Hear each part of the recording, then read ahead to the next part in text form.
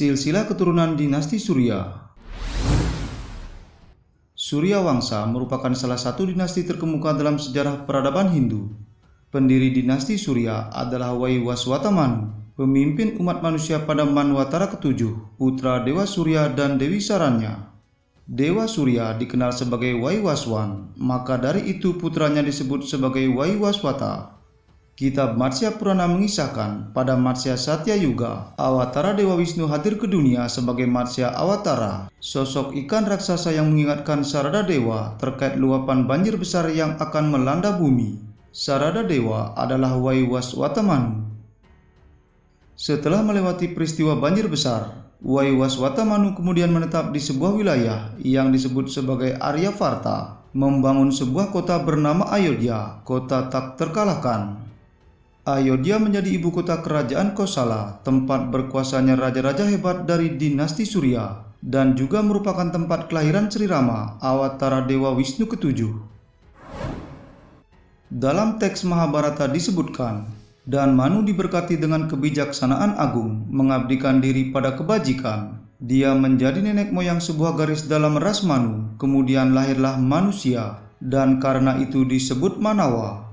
Melalui Manu, semua manusia termasuk Brahmana, Ksatria, Waisya maupun Sudra telah diturunkan. Waiwaswata Manu beserta pasangannya Dewi Srada menghadirkan 10 putra. Di antaranya adalah Iswaku, Husanaba, Resta, Dista, Narisyanta, Karusa, Saryati, Prasadra, Nabaga, dan Ila.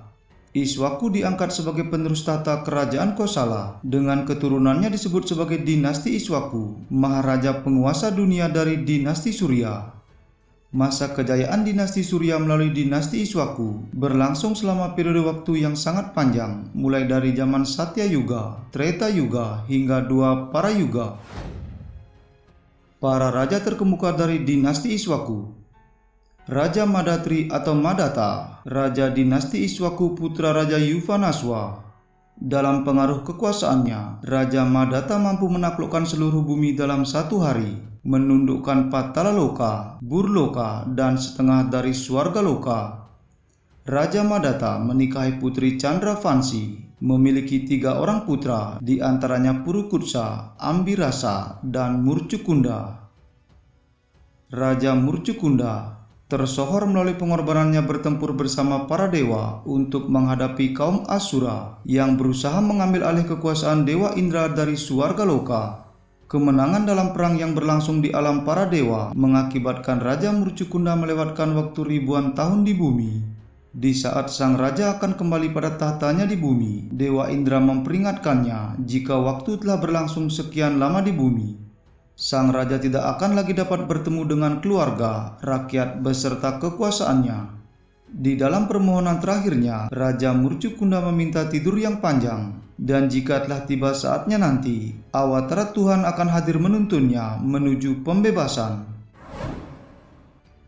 Raja Ambirasa, putra Raja Madatta. Raja Ambirasa menduduki tahta Ayodhya menggantikan saudaranya Raja Murcukunda yang bergabung dengan pasukan para dewa di alam surga. Menurut Bhagavata Purana, ia adalah pemuja agung Dewa Wisnu, menjadi raja yang sangat disegani karena telah memperoleh anugerah kekuatan Cakra Sudarsana. Raja Dilipa. Dalam periodisasi waktu yang sangat panjang, Raja Dilipa putra Raja Mulaka hadir sebagai penguasa besar dinasti Iswaku. Melalui kehebatannya, ia mampu mengalahkan Raja Asura Virasena atas perintah Dewa Kubera. Raja Dilipa bersama pasangannya Dewi Sudaksina melakukan pengorbanan yang begitu besar untuk memperoleh penerus kerajaan. Kemudian lahirlah Ragu sebagai penerus dinasti Iswaku. Raja Ragu atau Dirgabahu adalah penguasa dinasti Iswaku putra Raja Dilipa. Dalam bahasa Sanskerta, Ragu berarti dia yang cepat, yang begitu perkasa saat berada di atas keretanya. Dinasti Ragu dikenal sebagai Ragu Kula, diceritakan dengan rinci oleh Kalidasa dalam Raghuvamsa. Suku Kamboja dan juga bangsa Iran kuno takluk oleh kekuasaan Raja Ragu. Garis keturunan yang dikisahkan dalam Raghuvamsa mulai dari Raja Dilipa yang digantikan oleh Raja Ragu, kemudian Aja, Dasarata, dan Sri Rama. Raja Aja adalah raja ke-60 dalam dinasti Surya, memerintah kerajaan Kosala di tepi selatan Sungai Sarayu. Ia berpasangan dengan Dewi Indumati, putri kerajaan Vidarbha, dan berputrakan Dasarata.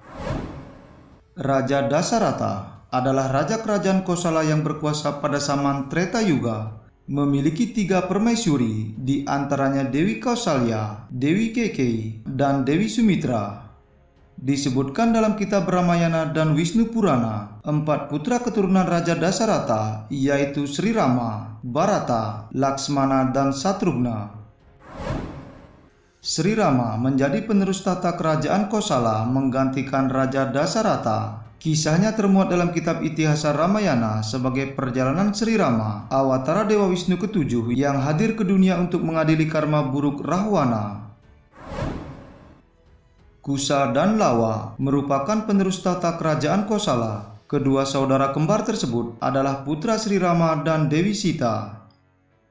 Dalam pemerintahannya, kerajaan Kosala terbagi atas 2 wilayah kekuasaan. Raja Kusa menduduki tahta wilayah Kosala bagian selatan dengan ibu kota Kusavati, sedangkan Raja Lawa berkuasa di Kosala bagian utara dengan ibu kota Saraswati. Kitab Mahabharata mengisahkan Raja Urehadbala dari dinasti Iswaku sebagai pemimpin kerajaan Kosala di zaman 2 para yuga.